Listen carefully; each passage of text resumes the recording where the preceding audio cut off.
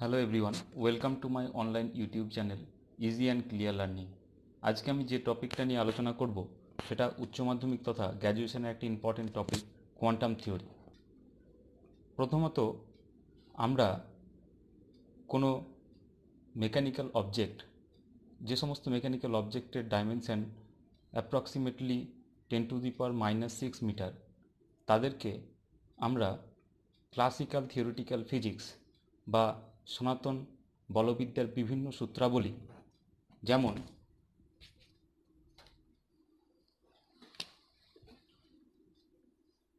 Newton law of motion,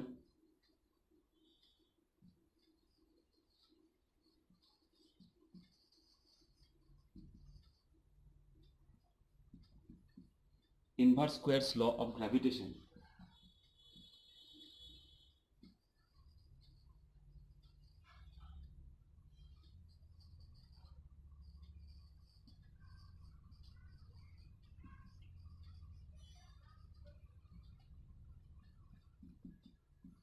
Coulomb's law,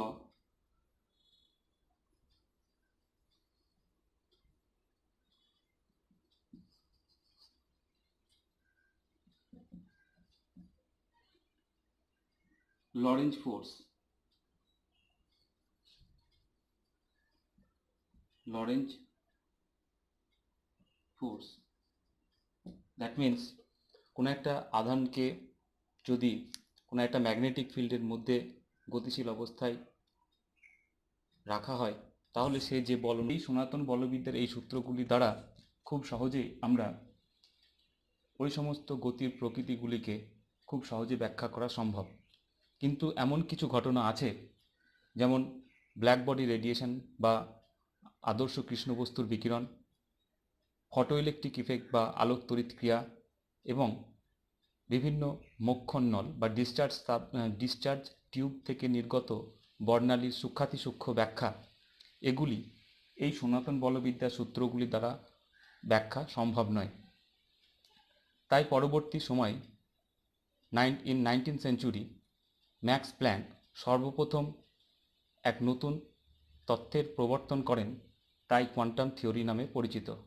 এবং এই তত্ত্বের দ্বারা বা কোয়ান্টাম থিওরির সাহায্যে ব্ল্যাক বডি তথা ফটো ইলেকট্রিক ইফেক্ট এবং ডিসচার্জ টিউবের যে ঘটনাগুলি, এগুলো ডাইমেনশন 10⁻⁻10 মিটার রেঞ্জের, এগুলির ব্যাখ্যা করা সম্ভব হয়। এছাড়াও আরও একটি ইম্পর্টেন্ট তথ্য জানা দরকার, সেটা হচ্ছে correspondence principal. Correspondence principal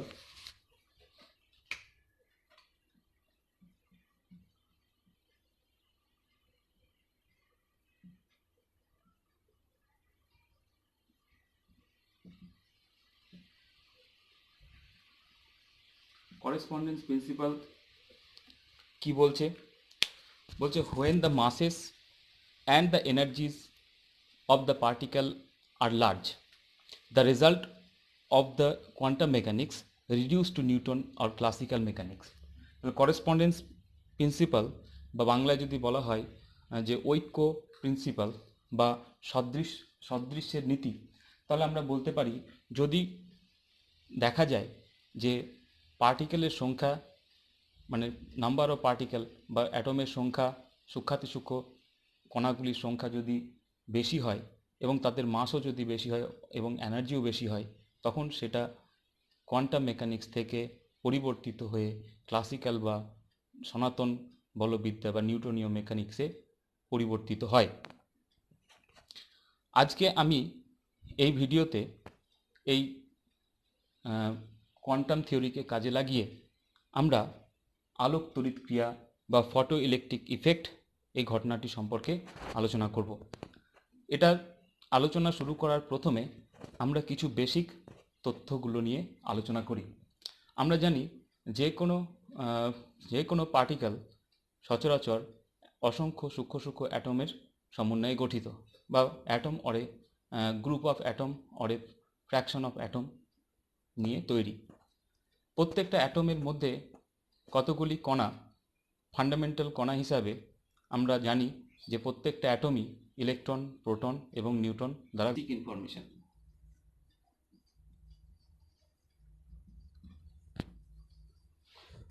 one of the fundamental particles of atom is electron, এবং এটাকে সিম্বলিক্যালি আমরা রিপ্রেজেন্ট করি e to the power minus 1 or e minus, e negative, এবং এর charge of an electron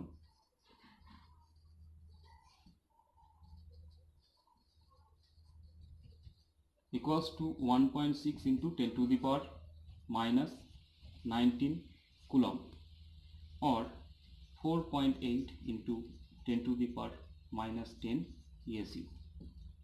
The rest mass of an electron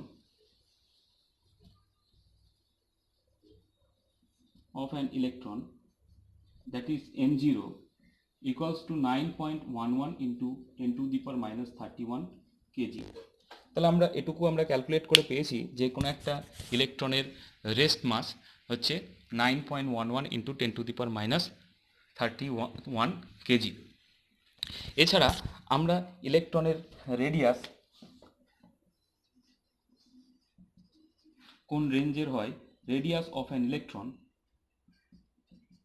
সাধারণত approximately equals to 10 to the power minus 15 metre রেঞ্জের হয়, এবং যে কোনো একটা অ্যাটমের ডায়ামিটার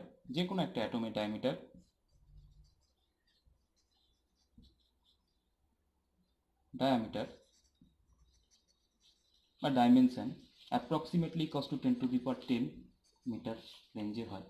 তাহলে বোঝাই যাচ্ছে এদের রেডিয়াস এবং ডাইমেনশন দেখে বোঝা যাচ্ছে যে এরা আমাদের অত্যন্ত সূক্ষ্ম একটা কণা, যেটা সাধারণত অ্যাটমের রেসপেক্টেও অনেক ছোট।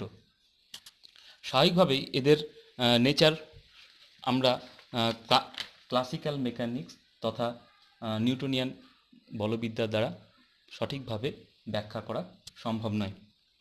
এছাড়া আমি আরও কতগুলো জিনিস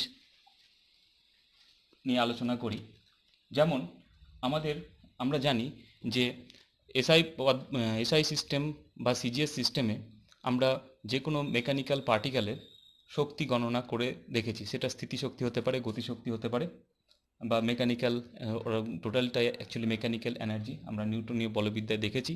আমরা জানি যে এসআই পদ্ধতিতে শক্তির একক জুল এবং সিজিএস পদ্ধতিতে শক্তির একক হচ্ছে আর্গ। এছাড়া আরও একটি ইম্পর্টেন্ট একক যেটা আমরা এখনই আলোচনা করছি সেটা হচ্ছে ইলেকট্রন ভোল্ট।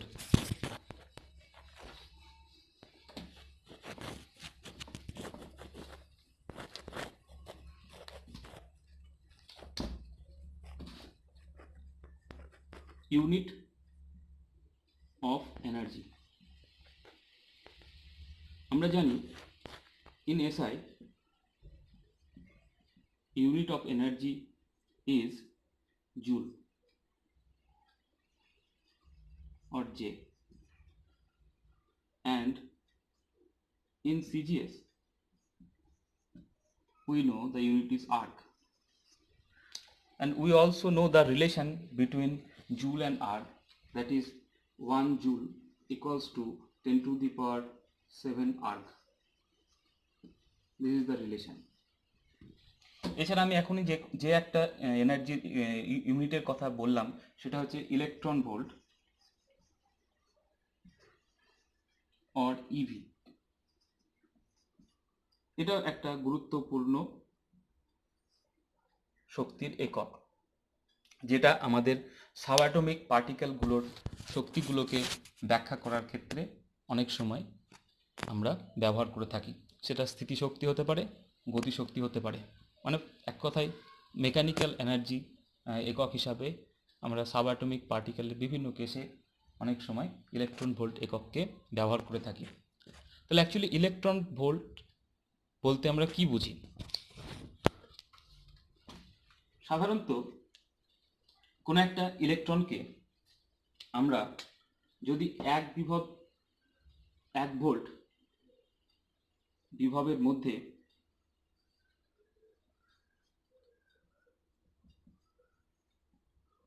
একটা ইলেকট্রনকে যদি আমরা 1 ভোল্ট বিভবের মধ্যে রাখি, তাহলে তার উপর তড়িতাকর্ষণ বল কাজ করবে এবং কি হবে, ইলেকট্রন কণাটি গতিশক্তি লাভ করবে। সাপোজ তার বেগ ভি, এখানে আমরা ভি ভোল্ট দিয়েছি, আমরা ধরে নিচ্ছি এখানে কত ভোল্ট দিয়েছি, ভি ভোল্ট দিয়েছি, ভি ভোল্ট সমান 1, অ্যাকচুয়ালি আমরা ধরে নিয়েছি V volt equals to 1 volt. Suppose আমি এখানে ভি ভোল্ট জেনারেলি আমি ধরি যে এখানে সাপোজ ভি ভোল্ট ইলেকট্রন বিভব প্রভেদের মধ্যে একটা ইলেকট্রনকে রেখেছি এবং সে ভি ভি পরিমাণ বেগ লাভ করেছে। স্বাভাবিকভাবে আমরা এর গতিশক্তি কত হবে, একটা ইলেকট্রনের গতিশক্তি E K equals to half M V square. এটা অ্যাকচুয়ালি দেখা যায় সমান হয় কার সঙ্গে, এর উপর ইলেকট্রনটার উপর প্রযুক্ত তড়িৎ ক্ষেত্র দ্বারা প্রযুক্ত বলের সমান, তার মানে অ্যাকচুয়ালি ই ইন্টু ভি। তাহলে এটা আমরা এক্সপ্রেশনটাকে আমরা ইলেকট্রন ভোল্টের মানে একটা ইলেকট্রনের গতিশক্তি হিসাব আমরা এভাবে করতে পারি। তাহলে what is the definition of electron volt বা 1 ইলেকট্রন ভোল্ট বলতে আমরা কি বুঝি? আমরা 1 ইলেকট্রন ভোল্ট বলতে এটা বুঝি যদি কোনো একটা ইলেকট্রনের আধানকে 1 ভোল্ট ভি ইকুয়ালস টু যদি 1 ভোল্ট বিভব পার্থক্যের মধ্যে রাখা হয় তাহলে সে যে পরিমাণ গতিশক্তি লাভ করবে সেটাই হবে তার, সেই পরিমাণ শক্তিকে আমরা 1 ইলেকট্রন ভোল্ট বলি। তাহলে 1 ইলেকট্রন ভোল্ট ইকুয়ালস টু আমরা বলতে পারি কিউ ইন্টু ভি, মানে actually E into V, 1 electron volt equals to, তাহলে আমরা বলতে পারি 1 ইলেকট্রন চার্জ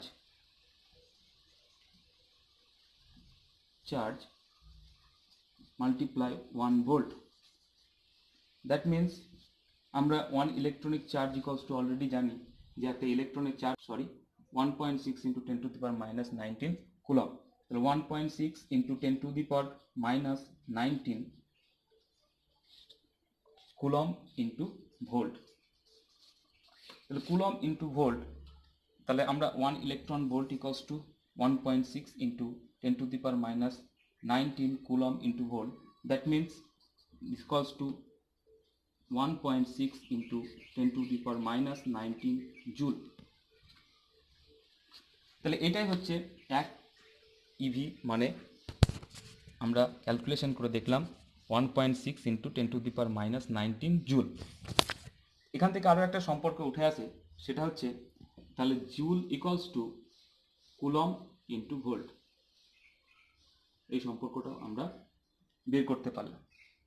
তাহলে তার মানে কি, আমরা একটা নির্দিষ্ট বিভবের মধ্যে যদি কোনো একটা ইলেকট্রনকে রাখি তাহলে সে একটা নির্দিষ্ট গতিশক্তি লাভ করে এবং ওই নির্দিষ্ট গতিশক্তিকে আমরা প্রমাণ হিসাবে ধরে তাকে আমরা একক হিসাবে ব্যবহার করতে পারি।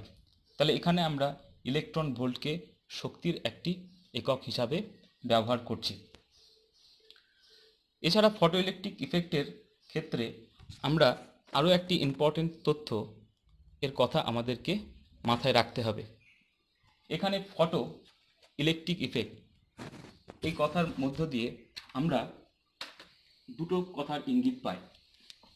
একটা হচ্ছে ফটো, দ্যাট মিন্স লাইট, আর একটা হচ্ছে ইলেকট্রিক, মানে অ্যাকচুয়ালি চার্জ অর ইলেকট্রন। তাহলে ফটো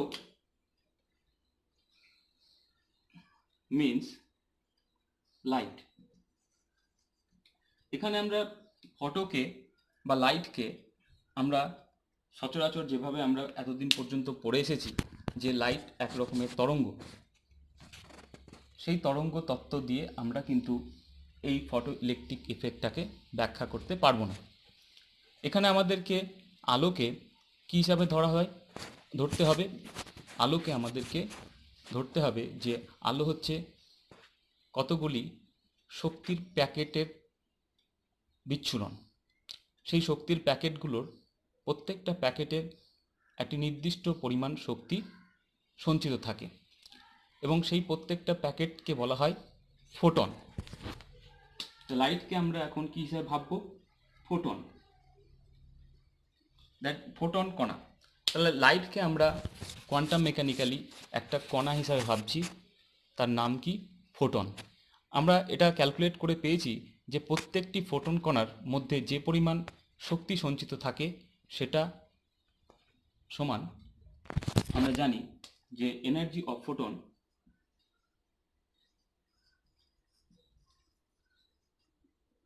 সেটা ইকুয়ালস টু এইচ নিউ, যেখানে এইচ হচ্ছে প্লাঙ্ক কনস্ট্যান্ট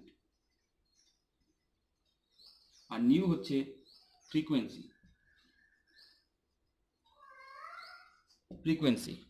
তাহলে এইচ হচ্ছে প্ল্যাঙ্ক কনস্ট্যান্ট, যেটা একটা ধ্রুবক, এবং এর মান, প্ল্যাঙ্ক কনস্ট্যান্টের মান হচ্ছে 6.626 ইন্টু 10⁻⁻34 জুল সেকেন্ড। তাহলে এখানে বোঝা যাচ্ছে যে একটা ফোটনের শক্তি সেটা কম্পাঙ্কের ওপর নির্ভরশীল। যাই হোক, আমরা যদি লাইটকে ফোটন কণার স্রোত হিসাবে ভাবি এবং এই তথ্যটাকে কাজে লাগিয়ে আমরা পরবর্তীকালে ফটো ইলেকট্রিক ইফেক্টটাকে ব্যাখ্যা করতে পারবো।